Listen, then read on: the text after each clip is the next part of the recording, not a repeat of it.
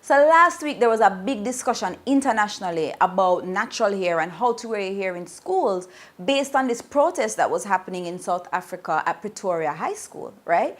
This young lady, they were telling her she couldn't come to school because she was mixed with Zulu and her hair was untamable, and she tied it back, but they were just like, that wasn't enough. And they're saying this is racist. This is how my hair grows out of my head. Fast forward to this week in our little island here called Kingston, Jamaica, and the same issue is happening, but in a prep school.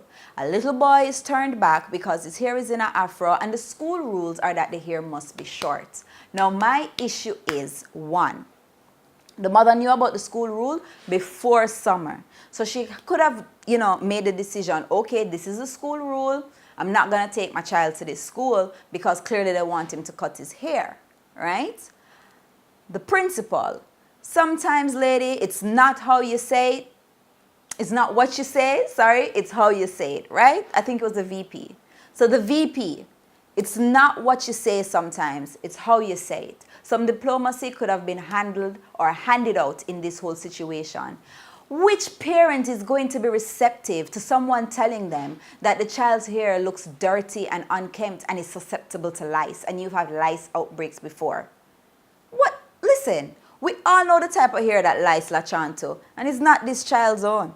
I'm not saying it's impossible, but what are the chances, lady? What are the chances? Now, as to the rules, let's look at these rules. Who says that your natural hair means that it's unkempt? Who set these standards? Who? Think all the way back. Who set grooming standards? Who let you feel like, say, your natural hair is not good enough to be worn in a court, is not good enough to be worn at work, is not good enough to be worn at school? Because we all know Afros affect your learning ability. Duh. Like, hello. If I was to just go natural right now, I couldn't learn any algebra. I mean, I can't learn algebra regardless, but you get my point. This is all sarcasm, right? How does a child's hair affect how they learn? Now, I'm not saying that we should make them run wild and look untidy, because I personally love the whole uniform look. I like when kids look neat. But you can't tell me that just because a child's hair is in an afro, then they're distracting. Distracting to who? Why in 2016 is an afro distracting? Why? Why is an afro distracting in 2016? Can somebody tell me that? Can somebody tell me? Now, the argument of lice is extremely fickle, because that would mean that every other child, including the girls whose hair are a little bit longer than the buzz cut or short hair, would be susceptible to lice. Therefore, they should also be sent home. What the principal or vice principal should have said is that these are our rules and we stand by them and we're not willing to negotiate. If you don't like it, here's your check and go somewhere else, which they eventually did, but just because of the social media backlash. So here are my things. For those who say that it's the rule and she know the rule, and because it's the rule, she should follow the rule, I don't necessarily agree with you.